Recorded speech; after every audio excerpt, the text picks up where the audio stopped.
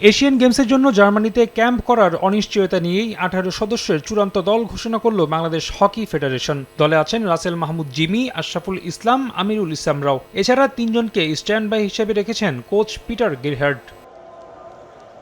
ঘোষিত দল নিয়ে ভালো ফলাফলের প্রত্যাশায় ফেডারেশন বাড়তি আত্মবিশ্বাস দিচ্ছে দলে পেনাল্টি কর্নার থেকে গোল করার মতো বেশ কয়েকজন অভিজ্ঞ ড্র্যাগ ফ্লিকার থাকায়।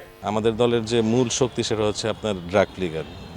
আমার মনে হয় না এই মুহূর্তে ওয়ার্ল্ড ক্লাস 4টা ড্রাগ ফ্লিকার আমাদের টিমে রয়েছে এবং কোচদের যে প্ল্যান এই 4 জনকে ইউজ করেই কিন্তু আমাদের সমস্ত কৌশলগুলো সাজাচ্ছে তারা। অবশ্য সবকিছু ঠিক থাকলে জাতীয় হকি দলের এই মুহূর্তে থাকার কথা ছিল জার্মানিতে। এশিয়ান গেমস হকিতে ভালো করতে কোচ গেরহার্ড নিজ দেশ জার্মানিতে 1 মাসের বেশি সময়ের কন্ডিশনিং ক্যাম্প করতে চেয়েছিলেন। তবে ভিসা জটিলতায় সবকিছুই এখন এলোমেলো। অথচ আসন্ন এশিয়ান গেমসে সেরা 6 থাকতে পারলেই আগামী বছরগুলোতে বাড়বে আন্তর্জাতিক অঙ্গনে ম্যাচের সংখ্যা। তাই প্রস্তুতিতে যেন কোনো কমতি না থাকে সেই লক্ষ্যেই বিকল্প ভেন্যু খুঁজে নিয়েছে ফেডারেশন।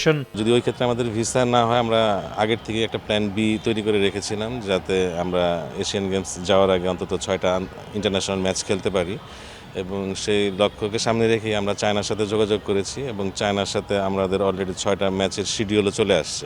চীনের সঙ্গে আলোচনা সম্পূর্ণ হলেও ফেডারেশনের প্রায়োরিটি এখনও জার্মানি। মূলত দলের বাকি কোচেরা দেশটিতে অবস্থান করায় শেষ মুহূর্ত পর্যন্ত অপেক্ষা করবে ফেডারেশন, নয়তো 30 আগস্ট দলটি পাড়ি জমাবে চীনে। যেহেতু আমরা একটা প্রিপারেশন নিয়ে রেখেছি জার্মান যাওয়ার এবং আমাদের কোচিংয়ের বাকি কোচগুলো জার্মানিতে অপেক্ষা করছে, তো আমরা ফার্স্ট প্রায়োরিটি জার্মান যাওয়ার।